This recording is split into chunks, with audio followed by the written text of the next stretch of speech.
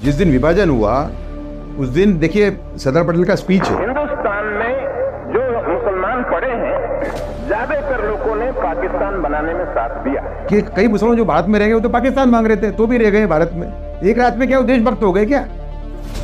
तो ये जो घटना थी 59 हिंदुओं को जिंदा जला देने की, जो दुष्प्रचार था वामपंथियों का, ऐसी पार्टी जो मुस्लिम मतों की वोट बैंक पॉलिटिक्स खेलती थी, उनका प्रयास ये था कि जो 59 लोग मार दिए गए एक मुस्लिम टोले के द्वारा, वो घटना लोग भूल जाएं और मुस्लिम के सामने जो रिएक्शन हुआ है उसको लोग याद रखें। मुसलमानों के एक तबके के कहने पे हमने उनको पाकिस्तान दे दिया, उसके बाद में हमको राम, कृष्ण और शंकर की जगह न मिले, उनके मंदिर हमको संपूर्ण रूप से न मिले। गोधरा के मुसलमान पहले बरेलवी थे, जो एक थोड़ा सा नरम पंथ माना जाता है। बाद में यहाँ देवबंद तबलीग जमात का प्रभाव बढ़ा, तो ये देवबंद वाला जो तबका है जिसको वहाबी तबका बोलते हैं, उसके आने से गोधरा के मुसलमानों में कट्टरता बढ़ी। 1975-76 में यहाँ पे एक इज्तिमा हुआ, जो तबलीग जमात और देवबंद का एक गैदरिंग होता है इज्तिमा, जिसमें 1 लाख पाकिस्तान से भी कई लोग आए थे। तो मुसलमान कम्युनिटी जो वहाँ की है, खासकर घाची मुसलमान कम्युनिटी, इसमें कट्टरवाद का प्रमाण बढ़ा। देवबंद के उलेमाओं ने, कई उलेमाओं ने तालिबान को ओपनली सपोर्ट किया हुआ है, अभी भी। तो एक उलेमा है उसने ISIS को सपोर्ट कर दिया, बाद में विड्रॉ किया स्टेटमेंट। तो ये जो घटना थी 59 हिंदुओं को जिंदा जला देने की, वो ऐसी पहली घटना थी टीवी युग के आने के बाद। देखिए सांप्रदायिक दंगे पहले भी हुए थे, लेकिन ये पहला दंगा था, ये पहली ऐसी घटना थी जिसको टीवी ने कवर किया, पूरे देश ने देखा, जली हुई ट्रेन का पिक्चर देखा, पूर्व नियोजित पूरा ये मामला था, इसमें उसको डाउट करने का इसमें कोई गुंजाइश नहीं है। इसका एक प्रमाण भी मिलता है, पर जिस तरीके से पेट्रोल इकट्ठा किया गया, जिस तरीके से 500 लोग आ गए। और मैं आपको बताऊं, सुबह 8:15 के बाद का ये घटना है, ये करीबन 11:30-12 बजे फिर से आया था टोला। वो 2 बार अटैक किया उन्होंने, पर वो टोला कुछ कर नहीं पाया दूसरी बार, क्योंकि RPF जो थी, रेलवे प्रोटेक्शन फोर्स, उससे फायरिंग किया तो चले गए। और ये ऑन रिकॉर्ड है ये सब।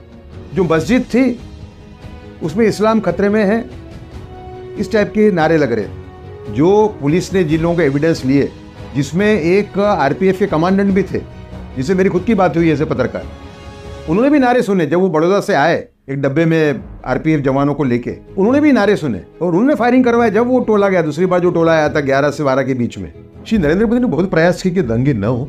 जिस दिन ये घटना हुई उसी दिन, उसके दूसरे दिन ही शाम को जब रिएक्शन शुरू हुआ हिंदुओं का एक नेचुरल कोर्स के अंदर, तो उन्होंने जो करीबी राज्य थे उनसे पुलिस की मदद मांगी, जो उनको नहीं मिली, ये खुद कह चुके हैं वो। उन्होंने आर्मी की मदद मांगी, जो उनको दूसरे दिन मिली। तो कहने का मतलब ये कि एक नेचुरल रिएक्शन था। नेचुरल रिएक्शन इसलिए था कि ये टीवी पे आया, इस टाइप का दंगा कभी टीवी पे कवर ही नहीं हुआ था।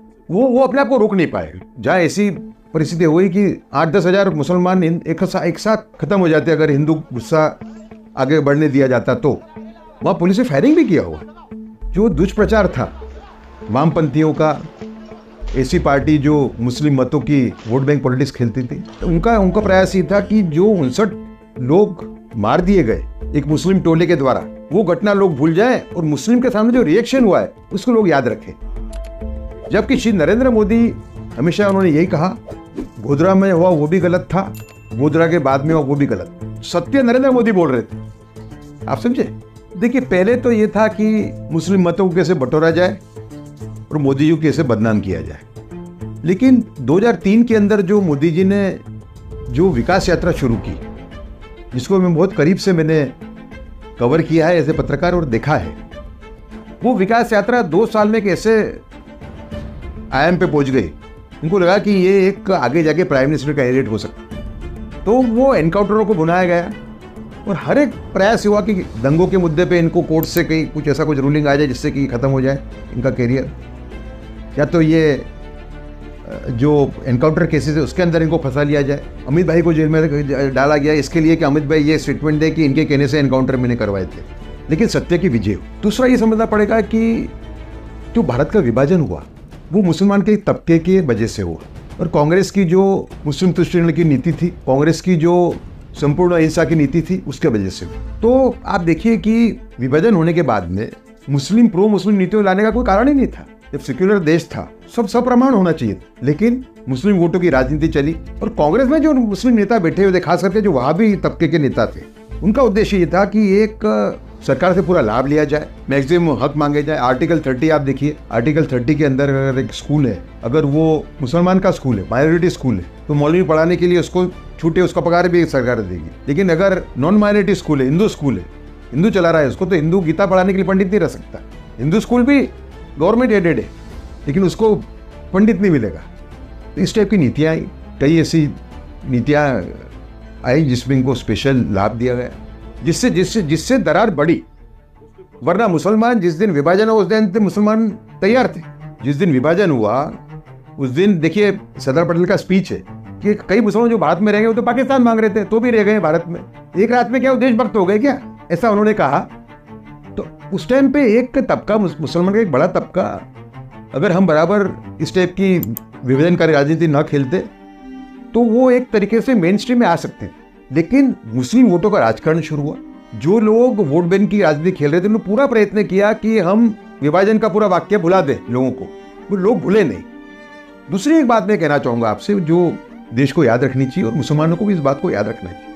जो लास्ट इलेक्शन हुआ विभाजन के पहले, 2 इलेक्शन हुए, एक सेंट्रल असेंबली के लिए हुआ, एक हुआ प्रोविंशियल असेंबली के लिए। उसको वोटिंग पैटर्न आप जानते हैं, देश को इसको जानने की आवश्यकता है। तो मुसलमान इसके आधार पर स्वनिरीक्षण करें। 86% मुसलमानों ने मुस्लिम लीग को वोट दिया है दोनों इलेक्शनों में, उससे 3% ने दिया है कांग्रेस। कांग्रेस जो अपने आप को मुसलमान को न्याय देने वाली पार्टी गिनती थी, तो ये मानती थी कि मुसलमान हमारे साथ में आएंगे देश हित के अंदर, ऐसे 3% मुसलमान थे जिन्होंने वोट दिया।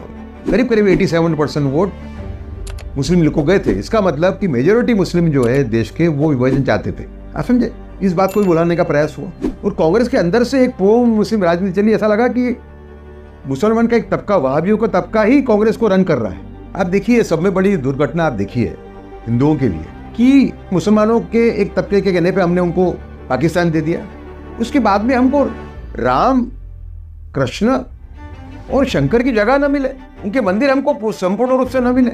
हजारों मंदिर मुस्लिम आक्रांताओं का द्वारा तोड़े गए मध्यकाल के अंदर। 70 से 80% मंदिर जो टूटे हैं या जो मस्जिद बनाई गई है, उनकी अगर आप जो उनके स्टेयरकेस के नीचे अगर खुदाई करते तो आपको मूर्तियां जरूर मिलेंगी।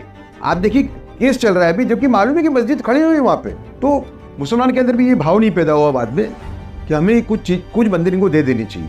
तो मुसलमान समाज ने संरक्षण नहीं किया। हालांकि मैं जरूर कहूंगा कि राम मंदिर को कुछ बरेली वालों ने सपोर्ट किया हुआ है, कई लोगों ने, अजमेर दरगाह ने सपोर्ट किया है राम मंदिर को, तो मैं उसकी सराहना करता हूँ। लेकिन ज़्यादातर तबका ऐसा रहा, मेरा तो अभी भी मानना है कि सभी नहीं, लेकिन कुछ ऐसी मस्जिदें हैं जो मंदिर तोड़ के बनाई गई है, उस पर कोई सम्मति होनी चाहिए। मुसलमानों को सोचना चाहिए कि एक महान भारत को बनाने के लिए हमें इतना योगदान देना होगा। मैं सभी जितनी भी इस टाइप की मस्जिदें सभी के सभी हैंडल कर दो, इसका मैं समर्थक नहीं हूँ। लेकिन एक बड़ी संख्या में मुसलमानों को निर्णय करना चाहिए कि एक बड़ी संख्या में ऐसे मस्जिदें जो जिसका स्पष्ट सबूत अवेलेबल है कि भाई ये तोड़ के बनाई गई है मस्जिदें, वो ऐसी कुछ मस्जिदें अच्छी बड़ी संख्या में वापस मिल जाए, तो मेरे ख्याल से समाधान का रास्ता खुल सकता। देखिए, ये जो मूवमेंट खड़ा हुआ है पूरा राम मंदिर वाला, उसका स्टार्टिंग पॉइंट है वो 1982 वाला वाक्य। वो है मीनाक्षीपुरम में 2000 दलितों का मुस्लिम इस्लाम धर्म अंगीकरण करना। जब तक जो वीएचपी थी वो एक तरीके से भजन मंडली नहीं कहूँगा मैं, पर धर्म प्रचार की एक संस्था थी, जो उसमें एक एग्रेसिव जो पोस्चर आया वो आया मीनाक्षीपुरम में, जो मुसलमानों ने दलितों को मुस्लिम धर्म अंगीकार कराया। उसके बाद में ये मूवमेंट खड़ा हुआ। ये 3 क्षण मेरे ख्याल से सब में बड़े क्षण हैं राम मंदिर आंदोलन के लिए। एक, जो ताले खुले, 2, अशोक सिंघल जी द्वारा राम मंदिर आंदोलन की शुरुआत, और तीसरा ढांचा टूटना। रामशिला पूजन का बहुत बड़ा रोल है। पूरे देश में हर एक आदमी को लगता है कि मेरे ईंट दिए, मेरे ईंट से ये मंदिर बनने वाला है। लोगों को ये लग रहा था कि एक ऐसा बड़ा काम होने जा रहा है देश का, अगर हम उसमें भाग लेते तो हमें उसका श्रेय प्राप्त होगा, भगवान की जो अकाउंट बुक है उसके अंदर हमारा नाम अंकित होगा, ये भावना थी। एक अशोक सिंघल जी की उसमें बहुत बड़ी भूमिका थी। अशोक सिंघल एक संतुल्य व्यक्ति थे। मैं मानता हूँ कि भारत के इतिहास में, आज़ाद भारत के इतिहास में एक बड़ा नाम है, जिन्होंने एक तरीके से हिंदू संस्कृति को बचाने का काम किया। एक करेक्शन ऑफ हिस्ट्री का प्रोसेस देश के अंदर शुरू होना चाहिए था आज़ादी के बाद। मध्यकाल में जो आक्रांताओं ने जो काम किया उसको दबाने का प्रयास हुआ, कट्टरवादी के सामने लड़ना पड़ेगा हमें, और ज़बरदस्त लड़ना पड़ेगा। एक किताब है, तक़वियतुल ईमान नाम की किताब है, जो मदरसा में पढ़ाई जाती। वो किताब जो है वो एंटी अदर रिलीजन है। उसमें जो कस्टम्स है, हिंदू कस्टम्स को कंडेम किया गया है। इसी किताब वहाँ भी पढ़ाते हैं अपनी मदरसा के अंदर। सूफीवाद को उसमें कंडेम किया गया है। तो ये सहिष्णुता के नाम पे ये नहीं चलेगा। जब अगर हम डायलॉग कर रहे हैं हिंदू मुस्लिम एकता के लिए मुसलमान नेताओं के साथ में, खास करके वहाबी नेताओं के साथ में, तो हमको उनको पूछना पड़ेगा कि भाई आप ये किताब पहले विड्रॉ करिए, बाद में आपसे बात होगी। देखिए, वसुधैव कुटुंबकम ये भारत का मूल मंत्र है। सब में हिंदुत्ववादी नेता माने जाते हैं वीर सावरकर। हिंदुत्व जो उनकी जो किताब है, which is the magnum opus of Hindutva, उसके लास्ट पेज में भी उन्होंने वसुधैव कुटुंबकम की बात की है। उन्होंने कहा है कि भारत जब ऐसी परिस्थिति में आता है कि पूरी दुनिया को डायरेक्शन दे सके, तो भारत का जो डायरेक्शन देने का तरीका होगा वो बुद्ध ने कहा है, ये गीता में जो लिखा गया है उससे अलग नहीं हो। उन्होंने भी वसुधैव कुटुंबकम की ही बात की, और माननीय प्रधानमंत्री के द्वारा इस बात को एक बहुत ही ऊंचाई पे ले जाया गया है मेरे हिसाब से गए 8 सालों में। और मुझे लगता है कि भारत की खोई विरासत लौट रही, जो करेक्शन ऑफ हिस्ट्री की बात करता हूं मैं, जो खोई विरासत जो है वो भारत की लौट रही है, ऐसा मुझे लग रहा है।